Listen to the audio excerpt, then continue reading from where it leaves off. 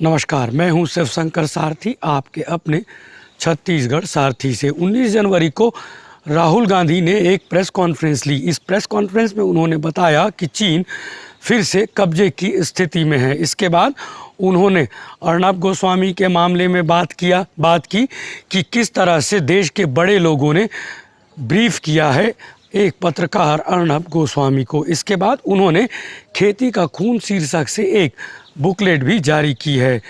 राहुल गांधी के आरोपों पर भारतीय जनता पार्टी के अध्यक्ष जगत प्रकाश नड्डा ने कहा, आखिर राहुल गांधी झूठ बोलना कब बंद करेंगे। राहुल गांधी सिर्फ कांग्रेस के नेता नहीं हैं, वायनाड से सांसद भी हैं। एक सांसद के आरोपों को भला एकदम से कैसे दरकिनार कर दिया जाना चाहिए।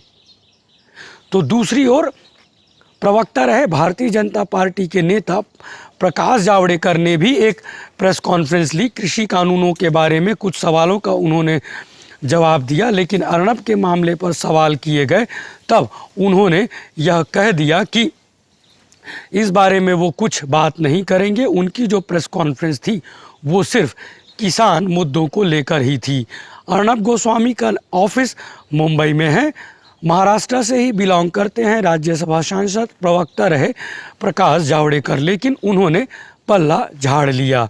जिस तरह से राहुल गांधी के आरोपों से भारतीय जनता पार्टी या केंद्र सरकार ने पल्ला झाड़ दिया, उन्हें इतनी तवज्जो नहीं दी कि अर्नब गोस्वामी के चैट वाले मामले में राहुल गांधी को केंद्र सरकार कोई जवाब नहीं देना चाहती है, सफाई नहीं देना चाहती है। और इसी तरह से देश में सबसे ज़्यादा जनहित याचिका लगाकर सबसे ज़्यादा जनहित याचिकाओं में जीतने वाले प्रशांत भूषण के आरोपों पर भी केंद्र सरकार कुछ नहीं कहना चाह रही है। और इसी तरह का हाल है छत्तीसगढ़ कांग्रेस का भी।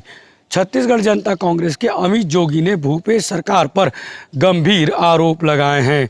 एमडीओ जैसे मुद्दों के आधार पर एमडीओ और शराब के दुकानों में जिस तरह से अफरा तफरी का माहौल है, ओवर रेट्स हैं, महाराष्ट्र की शराब बिक रही है, ऐसे में अमित जोगी के आरोपों को एकदम से दरकिनार नहीं किया जा सकता। लेकिन छत्तीसगढ़ कांग्रेस के भारी भरकम प्रवक्ताओं के समूह ने किसी एक ने भी अमित जोगी के आरोपों पर जवाब नहीं दिया है। इसे क्या बिल्कुल इस तरह से नहीं लिया जाना चाहिए कि जब बेहद गंभीर मसले पर अर्नब के चैटिंग पर यदि केंद्र सरकार जवाब नहीं देती है तो इसे गंभीर मामला माना जाता है, चूक मानी जाती है, लापरवाही मानी जाती है। तो फिर 5 विधायकों वाले छत्तीसगढ़ जनता कांग्रेस के अमित जोगी ने यदि 6 बिंदुओं के आधार पर आरोप लगाए हैं तो क्यों नहीं सरकार और कांग्रेस को जवाब दिया जाना चाहिए। आम आदमी पार्टी के नेताओं ने बहुत से शराब दुकानों पर जाकर फिर से यह एक्सपोज किया छत्तीसगढ़ सरकार को कि यहाँ शराब के ओवर रेट्स लिए जाते हैं। और हरी भूमि अखबार ने लगभग 8 कॉलम में यह खबर छापी है कि महाराष्ट्र की बियर छत्तीसगढ़ में बेची जा रही है। यह पहला मौका नहीं है जब दूसरे राज्यों की शराब छत्तीसगढ़ में पाई जा रही है। चीफ मिनिस्टर भूपेश बघेल अपने आप को माटी पुत्र कहते हैं। वो त्योहार में सोटा खाते हैं, फुगड़ी देखने जाते हैं, भौरा खेलते हैं, पतंग उड़ाते हैं, लेकिन जब बात शराब दुकानों में ओवर रेट्स की होती है और दूसरे राज्यों की शराब बिक रही है तब चीफ मिनिस्टर भूपेश बघेल खामोशी ओढ़ लेते हैं। बात कर लेते हैं छत्तीसगढ़ की ही। हाल के दिनों में लगभग 10 दिनों तक राज्य के मुख्यमंत्री सीएम हाउस राजधानी का आवास छोड़कर जिलों में कैंप करते रहे। लोकार्पण, शिलान्यास और आम सभाओं को उन्होंने संबोधित किया। सदन में जब सत्र आयोजित होता है तब कलेक्टर धारा 144 लगा देते हैं। आसपास का इलाका लगभग सील कर दिया जाता है। बात होती है प्रति व्यक्ति इतने पुलिसकर्मी हैं छत्तीसगढ़ में, लेकिन इतने पुलिसकर्मी कभी सड़क पर दिखाई नहीं देते हैं। लेकिन जब राज्य में विधानसभा का सत्र आयोजित होता है तब बड़े पैमाने पर पुलिस सड़क पर दिखाई देती है।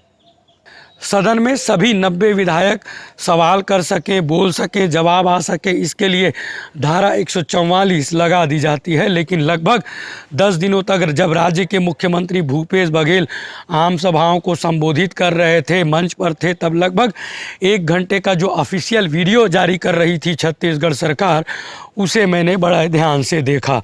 तब हमने यह देखा कि रायगढ़ में सक्राजीत नायक के विधायक रहे सक्राजीत नायक के सुपुत्र प्रकाश नायक का भाषण बहुत अच्छा था और बहुत से विधायक रायगढ़ के मंच पर बोल पाने में सक्षम नहीं थे, अपनी बात अच्छी तरीके से नहीं रख पा रहे थे। तो कोरबा में मंत्री जयसिंह अग्रवाल बेबाक तरीके से उन्होंने न सिर्फ भाषण किया बल्कि एक के बाद एक किस्तों में वो अपनी मांगों को मनवाने में कामयाब रहे।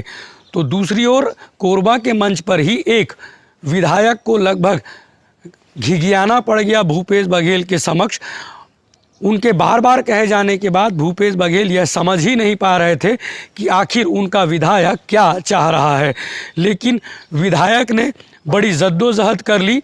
बाद में भूपेश बघेल यह समझ पाए, सीएम भूपेश बघेल यह समझ पाए कि विधायक की मांग सिर्फ कॉलेज के लिए एक भवन की है। सो उन्होंने अपनी भूल सुधारी, गलती सुधारी और उन्होंने कहा, महाविद्यालय के लिए बिल्डिंग मांग रहे हो, मंजूर करता हूँ, घोषणा कर देता हूँ कि आप महाविद्यालय के लिए जो भवन मांग रहे हैं उसे मैं दे देता हूँ। तो जहाँ सत्रों के आयोजन के लिए वो बोल सकें, इस तरह के लिए फंड की कोई चिंता नहीं की जाती, इस भारी भरकम सुरक्षा दी जाती है। तो जहां राज्य के मुख्यमंत्री जब आवास छोड़कर गए थे तब विधायकों को बोलने का मौका नहीं दिया, संक्षेप में बोला जाए कि बात कही गई और इसके बावजूद बहुत से विधायक बोल नहीं पाए। यह भी एक अलग तरह की बात है। जब बात अलग तरह की हो रही है तब क्रिकेट की भी बात कर लेनी चाहिए। लगभग 30 साल के बाद ऑस्ट्रेलिया के गाबा में टीम इंडिया ने इतिहास रच दिया है। जब टीम इंडिया ने इतिहास रच दिया तो डॉक्टर रमन सिंह ने एक ट्वीट किया है हिंदी में और उनके ट्विटर अकाउंट में लिखा है, छत्तीसगढ़ महतारी का बेटा। माटी पुत्र माने जाने वाले भूपेश बघेल ने छत्तीसगढ़ी बोली में ट्वीट किया है और टीम इंडिया को बधाई दी है। प्रवक्ता और पूर्व मंत्री केदार कश्यप ने भी टीम इंडिया की जीत पर बधाई दी है और एक शानदार फोटो भी लगाया है। डॉक्टर रमन सिंह अधोसंरचना का जमकर विकास करने के बाद उन्होंने सरकार गंवाई है। शहीद वीर नारायण सिंह क्रिकेट स्टेडियम को डॉक्टर रमन सिंह का जनसंपर्क विभाग यह बताता रहा है कि यह विश्व स्तरीय क्रिकेट स्टेडियम है और देश के नामी क्रिकेटर ने भी कहा कि यह टॉप 3 या टॉप 5 लेवल का क्रिकेट स्टेडियम है। लेकिन भूपेश सरकार के आने के बाद एक भी मैच इस स्टेडियम में नहीं हो सके हैं। क्रिकेट के बारे में चीफ मिनिस्टर भूपेश बघेल कितने संजीदा हैं हमें यह तो नहीं पता, लेकिन सीएम हाउस के बाहर एक बड़ा होर्डिंग लगा हुआ है जिसमें वो गोल्फ खेलते नज़र आ रहे हैं। चीफ मिनिस्टर भूपेश बघेल के साथ एक अच्छी बात यह है कि वह माटी पुत्र और छत्तीसगढ़िया होने के साथ साथ ही छठ पर्व और सभी जाति धर्म के लोगों को लेकर चल रहे हैं। छत्तीसगढ़ स्वाभिमान मंच ने ठगड़ा बांध का नाम बदलने को लेकर बड़े पैमाने पर आपत्ति दर्ज की। बाइक से दुर्ग भिलाई से लोग चलकर राजधानी रायपुर में आ गए। लेकिन हाल के दिनों में कुछ नगर पालिका निगम के कार्यक्रमों में चीफ मिनिस्टर भूपेश बघेल शामिल हुए और सौगात जैसी वादों के साथ प्रेस नोट भी आया। चीफ मिनिस्टर भूपेश बघेल त्योहारों में सोटा खा लेते हैं, भौरा चला लेते हैं, पतंगबाजी भी वो कर लेते हैं। फुगड़ी देखने वो गए ही थे। देखना होगा कि कबड्डी, हॉकी, क्रिकेट और फुटबॉल के वो कितने खिलाड़ी भेज पाएंगे अपने कार्यकाल के दौरान ही छत्तीसगढ़ राज्य से नेशनल टीमों में।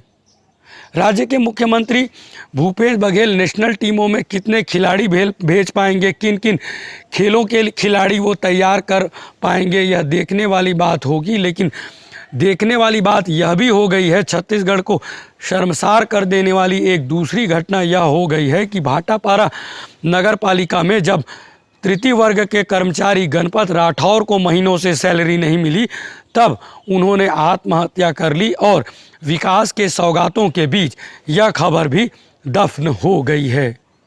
रायगढ़ के विधायक प्रकाश नायक ने जहां चीफ मिनिस्टर भूपेश बघेल के समक्ष शानदार भाषण किया, तो वहीं उनके सालगिरह के अवसर पर उनके कार्यकर्ताओं ने उनके 2 शानदार फ़ोटो को शेयर किया है। एक फ़ोटो में वो काले रंग के लिबास में हैं अपनी पत्नी के संग, और दूसरी फ़ोटो में वो लाल रंग के लिबास में हैं अपनी पत्नी के संग ही। यह फ़ोटो भी हम अब दिखा देना चाहते हैं और रायगढ़ के विधायक प्रकाश नायक साहब को हमारी ओर से भी बधाई और शुभकामनाएं। प्रकाश नायक साहब, आपकी पार्टी के पार्षद कामरान अंसारी ने भरी बीच सड़क पर जब एक मतदाता को मार दिया, वार्ड के नागरिक को मार दिया, तब उनके खिलाफ देर रात तक एफआईआर ही नहीं हुई, और जब शायद एफआईआर हो गई तब उनकी गिरफ्तारी भी नहीं हुई। इस तरह का माहौल है छत्तीसगढ़ राज्य में। फिर भी मैंने आपसे बिना अनुमति आपके इन दोनों फ़ोटोज़ को ले लेने का जो गलती मैंने की है, उसके लिए हम आपसे माफ़ी चाहते हैं। शुक्रिया, आप सबका बहुत बहुत शुक्रिया। आप देख रहे थे छत्तीसगढ़ सारथी। यदि हमारी अभिव्यक्ति अच्छी लगती है तो लाइक्स करें, कमेंट्स करिए, और हमारे यूट्यूब चैनल छत्तीसगढ़ सारथी को शेयर भी ज़रूर करें। पुनः आप सबका बहुत बहुत शुक्रिया।